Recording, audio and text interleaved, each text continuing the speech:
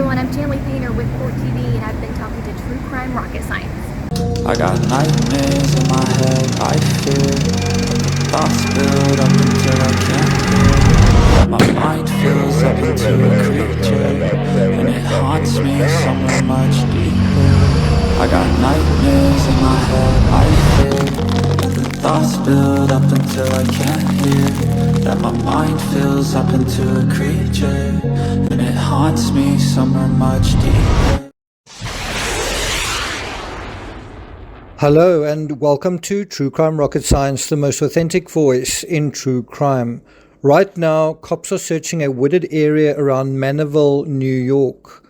There have been previous searches in the Manorville area, which is less than 50 miles from Huerman's home in Massapequa. The police haven't revealed what they're looking for, but I think we have a fairly good idea. The official statement reads, the Suffolk County Police Department, the New York Police Department, and the New York State Police are working with the District Attorney's Office on an ongoing investigation. That's according to the District Attorney's Office. We do not comment on investigative steps while they are underway. We will make further statements when appropriate. There are as many as 6 other potential victims in the general area of Gilgo Beach and Long Island. That's in addition to the 4 that have been linked to Huerman. Now, before we deal with at least 2 additional possibilities, if you haven't subscribed to the channel, please do. Bear in mind, I'm reporting this from Manhattan, literally a stone's throw from Huerman's office that he originally worked from in Midtown Manhattan. If you're enjoying this analysis, please like, share, leave a comment. You can also hit the thanks button, and let's get started. So we'll be peppering this video with a couple of recent photos and video clips from this trip, my 3rd trip to America. But let's deal with the 2 other potential victims.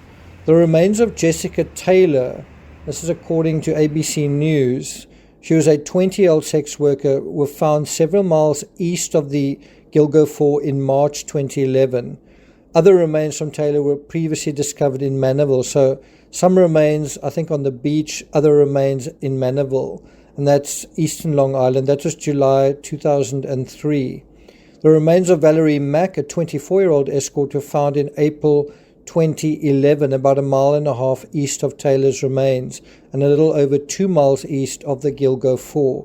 Mack's partial remains, according to ABC News, were previously discovered in Manorville in September 2000, and police have suggested there may be a connection to Taylor's remains.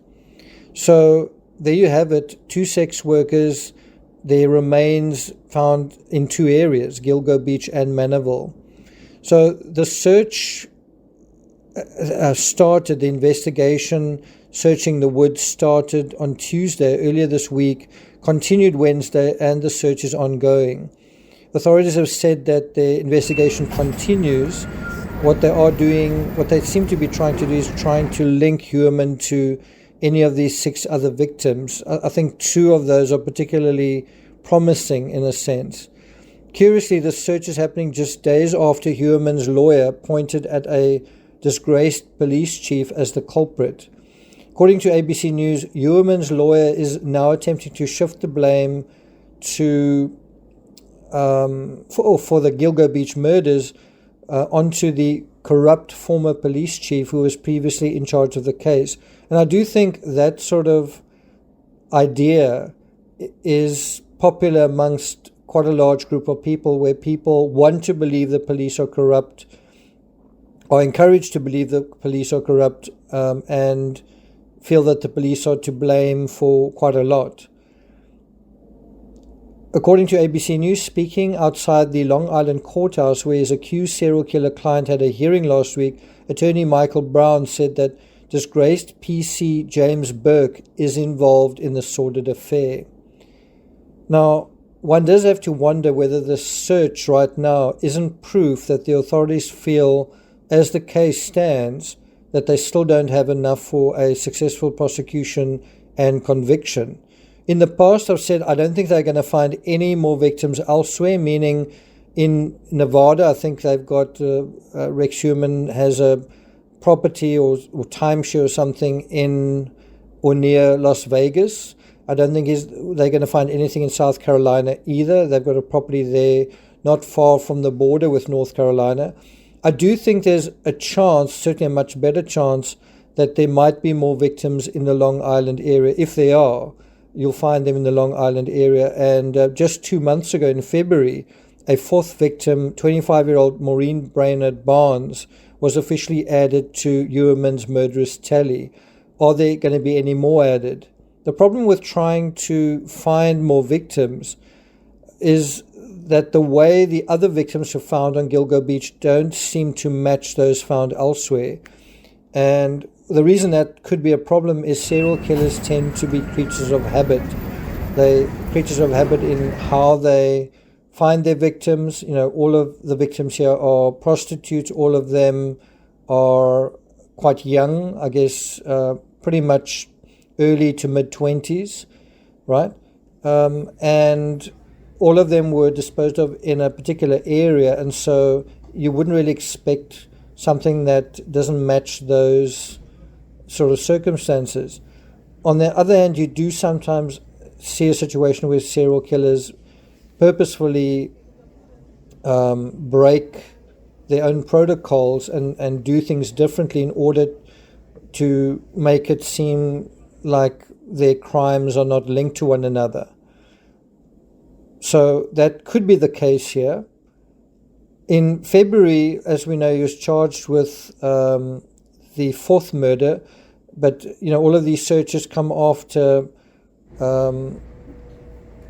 the father of two's home in Massapequa was raided following the discovery of the bodies.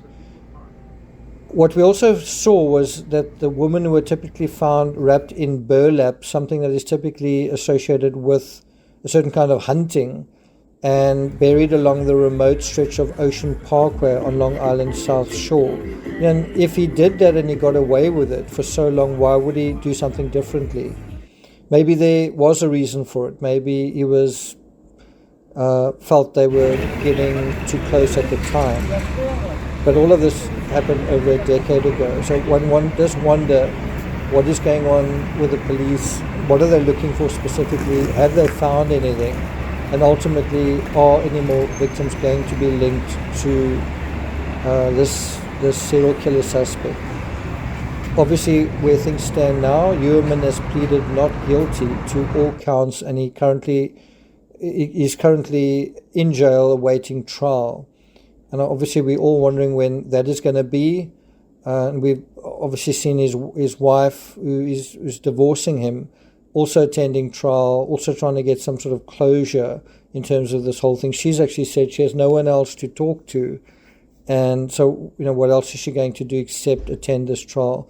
I don't know if your husband is a serial killer or ex-husband was a serial killer. Wouldn't you want to be looking for someone else for companionship or to talk to? In any event, she's being paid quite a lot. Maybe Netflix wanted to find some more information, and perhaps she's going to tell a sympathetic narrative, and maybe that's what he needs before his case goes to trial. Anyway, I'm not going to take it further than that. We'll see whether there are any developments in terms of this latest search.